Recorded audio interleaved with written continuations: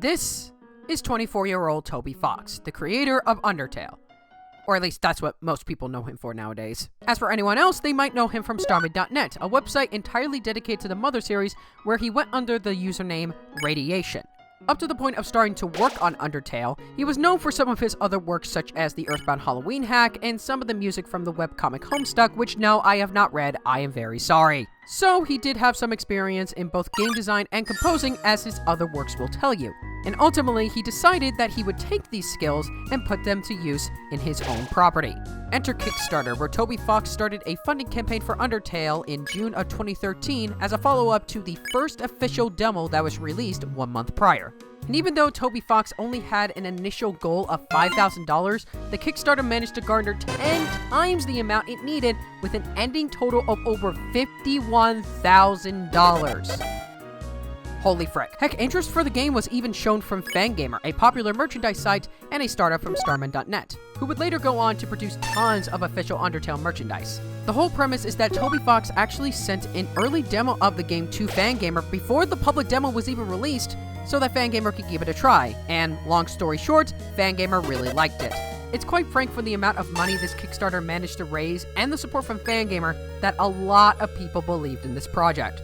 The game's initial tagline was already hinting at its unique premise, that being a traditional role-playing game where no one has to get hurt. Already, this was looking to be a game like no other. Thus, after over 2 years of development with Temmie Chang helping out with some of the game's visuals, the game was finally released on September 15th, 2015 for PC and Mac.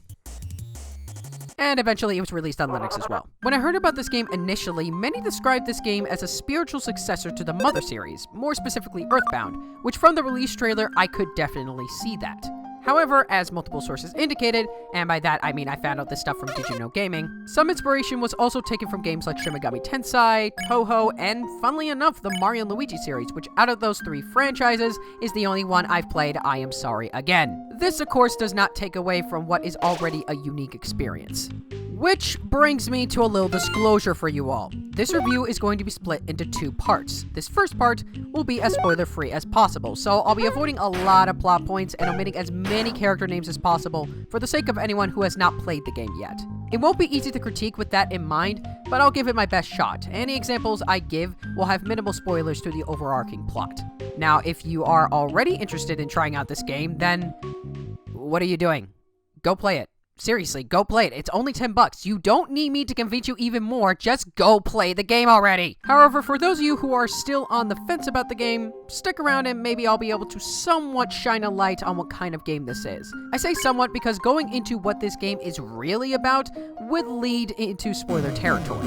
Now, for those of you who have played and beaten the game, I recommend that you stick around as well, because some of the points I make in this video will be expanded upon in part 2, where I will be going all out on spoilers. So with that long introduction out of the way, I think it's time we get into it.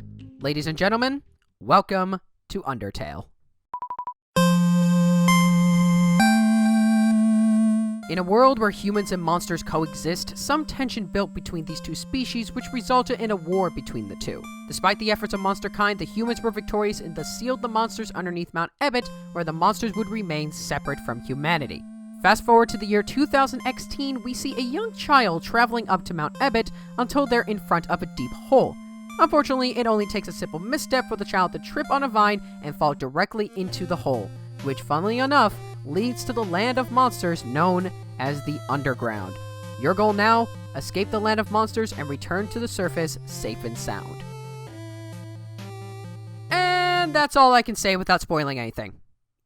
I'm not kidding.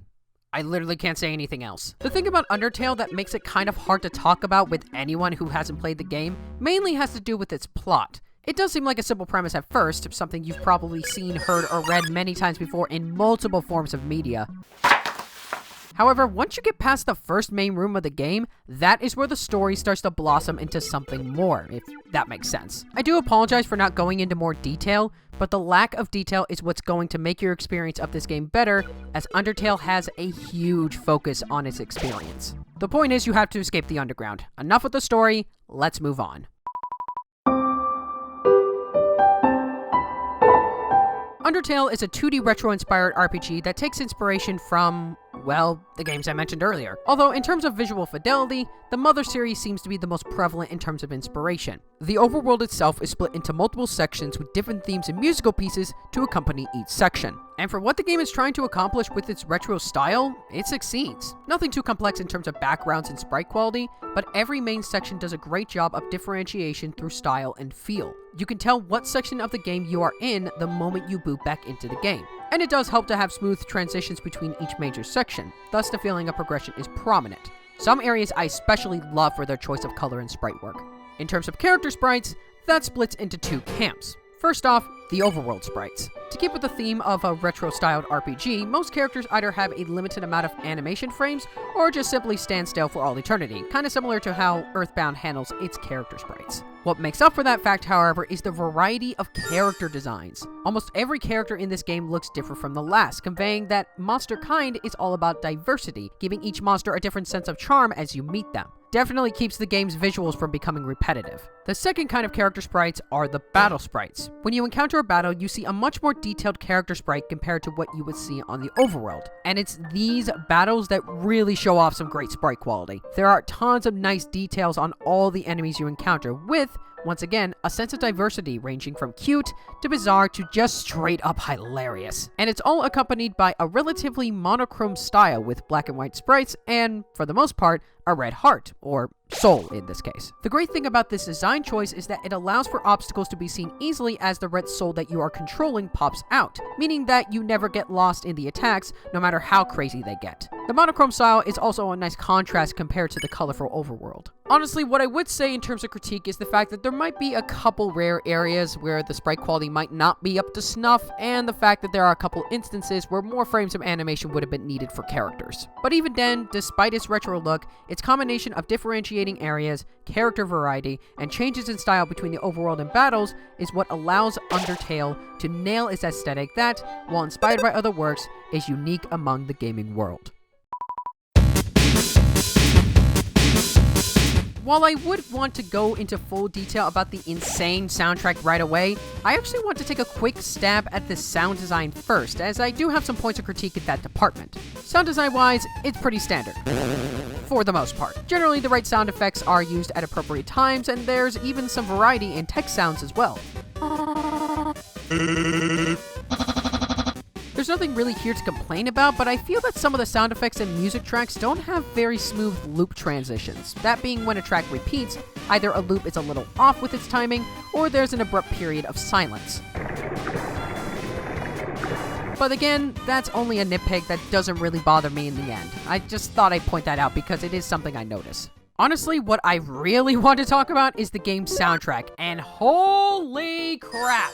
Where do I even begin? This is what got me interested in Undertale in the first place. There are so many covers and remixes of the soundtrack out there, and for a good freaking reason. This has easily become one of my all-time favorite soundtracks, period. And it was composed by the person who made this game. I did say earlier that Toby had some experience with composing prior to working on Undertale, and it really shows here. From mellow tunes to upbeat melodies to foreboding harmonies to jazzy beats, this is a soundtrack that was made with love and care. Every single track does a fantastic job of putting you in the right mood for whatever is happening within the game's world. With a massive variety of genres and sound fonts, Toby did a phenomenal job of producing some of the best gaming themes I have ever jammed to. And yes, I have bought the soundtrack. In fact, I bought it on vinyl. Yeah, this is a real thing, an official Undertale vinyl soundtrack that I pre-ordered with my own money, which means I am a 19-year-old that bought an actual vinyl in 2016. What is life? Overall, while the sound design is relatively standard, the soundtrack is anything but standard and is a soundtrack I still vastly enjoy to this very day.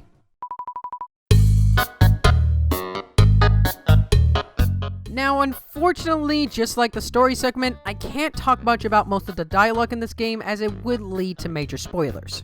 What I will say, however, is the fact that this game has some top-notch writing. From hilarious to emotional, Toby Fox, yes, he also did the dialogue as well, did a fantastic job of bringing these characters to life, from the ways they interact with the protagonist to even having their names be straight up puns. I mean, the name Luke Skywalker should give you a good idea that this game is all about its nerdy puns. Granted, humor is subjective, but if you're like me, you will love the game's humor. Not just the puns, but the fact that it likes to poke fun at various tropes from RPGs to gaming in general, and even tropes beyond gaming. As an example, early on in the game, if you sleep at the first hotel, they give you your money back because you are in your room for only 2 minutes. Granted, all RPGs do that so they don't waste your time in-game, but this kind of humor is just a pure example of Undertale's clever writing. It gives you the idea that Toby is just a massive nerd like all of us, and that's pretty awesome. But not everything in this game is comedic. In fact, without going into major spoilers, this game does a remarkable job of establishing its world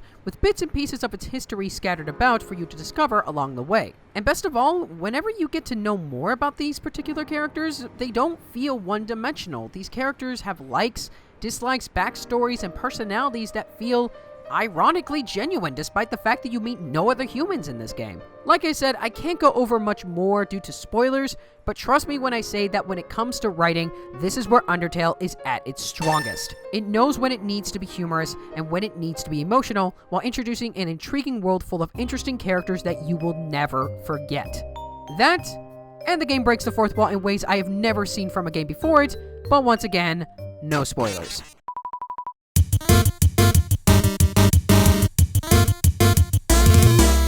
Like I mentioned earlier, Undertale is a traditional RPG where you traverse a large overworld, encounter enemies, talk to the locals, buy items and equipment, and solve some puzzles along the way, just like any other RPG. However, as indicated by the tagline of its Kickstarter, this is a game where hurting an enemy is seen as an option instead of a necessity for progression. Whenever you encounter a monster, you have 2 choices to pick from.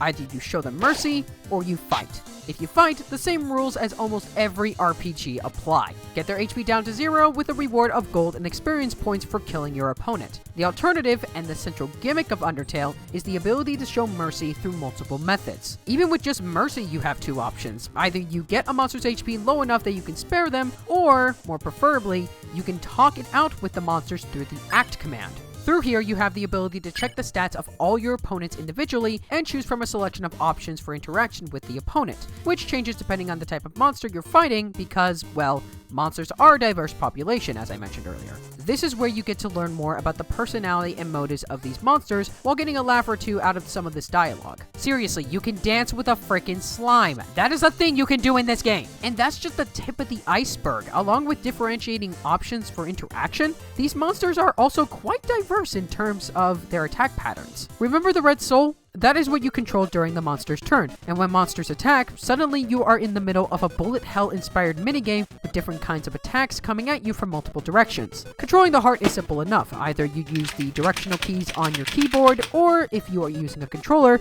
you can use the control stick. It's a simple control scheme, but with attacks like these, you can't slack off. While not the hardest in the world, Undertale's bullet hell segments can be fairly tricky to get through, and for new players, unless you are a bullet hell god, expect to get at least a couple game overs on your first playthrough, as some monsters can be pretty brutal the first time around. It does help that almost every monster has different attack patterns from one another, which helps to decrease repetitiveness amongst fights. As a whole, the bullet hell segments are a lot of fun to play, as you're always on your toes for when enemies attack you, and with the exception of maybe a couple of attacks, the entire game does not rely on cheap difficulty. The game feels fair in terms of challenge, which is a nice touch. Some battles even like to change up the gameplay style to keep the game from becoming stale. Although I would be lying if I didn't say that some attacks can be a little overwhelming, especially if 2 enemies are attacking you at the same time. Now, one thing to note is that you don't get any XP for sparing monsters. You just get gold to spend on items and equipment, which makes sense since you're not killing monsters,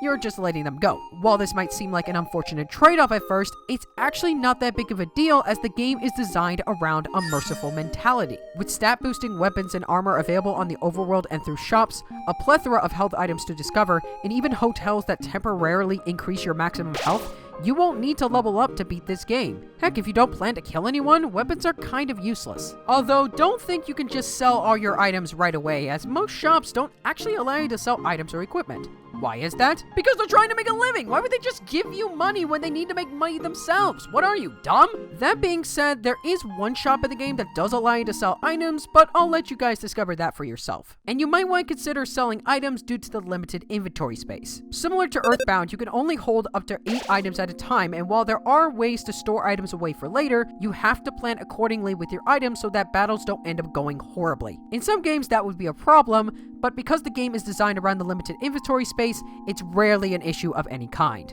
Now, with all of that being said, I do have some critiques that I need to address. While I do think Undertale is fun by itself with unique ideas that keep the game fresh, it's not perfect in the slightest. First off, and most notably, there's no run button on the overworld. You see how fast I'm walking? That is your walking speed for the whole game. You do get some forms of transportation throughout the overworld later on, but if you have to backtrack to certain parts of the overworld, it could be a little sluggish at times. Second off, if you plan to fight enemies instead of sparing them, the depth of the combat is almost non-existent. Just hit the button at the right time, and that's pretty much the combat as a whole. Weapons do provide some variety in terms of combat, but due to the lack of magic spells or special moves, fighting monsters can be where the game gets more repetitive. I'm not saying that sparing monsters can't get a little repetitive, because if you're grinding for gold, it can be, but at least in that case, you get a payoff in the form of the game's witty dialogue. If you're fighting monsters, you just get to see them die and that's it. No proper interaction. And actually, if you're not the biggest fan of the game's dialogue, you might not find this game as fun as it would be, since learning more about the monsters and interacting with them is the payoff for trying to spare them other than just more gold. There are even some cases where listening to the dialogue is mandatory for sparing some of these monsters, so I'm just gonna put this out there, pay attention to the dialogue as much as you can. There were a couple cases where I got confused in my first playthrough because I did not pay attention to the dialogue. For any Undertale veterans, I'll go over that more in the spoiler video. Lastly, and this is more for RPG fans than myself, if you plan to go into Undertale expecting a long adventure with plenty of side quests and challenging puzzles, don't. If you know what you're doing, you can beat this game in roughly 6 hours, which is a design choice that Toby wanted for this game and is one I do appreciate. But because of that length, side quests are not as plentiful. There are a few secrets you can find in the game that do lead to some neat payoffs, but that's pretty much it. As for the puzzles, some of them do give off some challenge, but it's nothing too complex even for the first playthrough. I maybe would have liked a little more of an expansion on some of these puzzle concepts, but in the end, I really don't mind the puzzles. They're still fun to solve in my opinion. As a whole, the gameplay of Undertale brings some fresh ideas to the table that are both simple and fun to go through. While not perfect in its entirety, which might be a consequence for focusing on the game's story, I still enjoy playing through this game whenever I come back. Assuming I'm sparing monsters, that is. If I'm going on a murdering spree, that is an entirely different story. But I'll leave that for the spoiler video. In fact, while I can't talk much about this final point due to spoilers, because you have the ability to spare and kill any monster you battle, the game does have multiple endings which are determined by the actions you take throughout the whole game. This does add some replayability to the game, as you can experiment with who you spare and who you kill to see what kind of ending you get. I would like to go more into that point, but once again, I'll let you guys find out for yourself. That, and you can watch the spoiler video if you've already played the game. Overall, Undertale is not what you would call your typical everyday video game. It's a game that decides to take a different approach to the RPG genre while staying up in its quality. An engrossing story, tight writing, simple yet unique visuals, a killer soundtrack, and fresh gameplay mechanics is what makes Undertale stand out from the rest of the crowd. Is it perfect? In my opinion, no. I think if the gameplay was tweaked a little bit more, it could have made the game more enjoyable. Although, what's kind of strange about this game is that what may be considered as a flaw could also be considered purposeful in the context of the game's overall narrative. And what honestly sucks the most about this game is that, once again, I can't go into full detail about that point without spoiling the whole thing. And honestly, if you haven't experienced this game yet, even a full year after its release, I really think you should give this game a try. If this review piqued your interest, links to where you can buy the game are in the description below. It's available on PC, Mac, and Linux for $10 on either Steam or as a DRM-free download. It's quirky, it's weird, it's different, it's Undertale, and it will make you remember its name.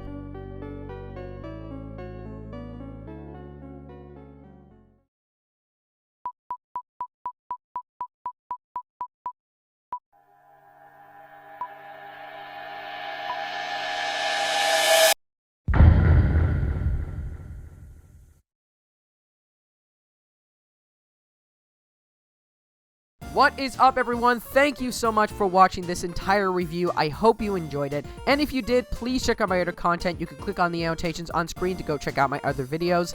And make sure you also follow me on Twitter at Hypercool64 to get regular updates.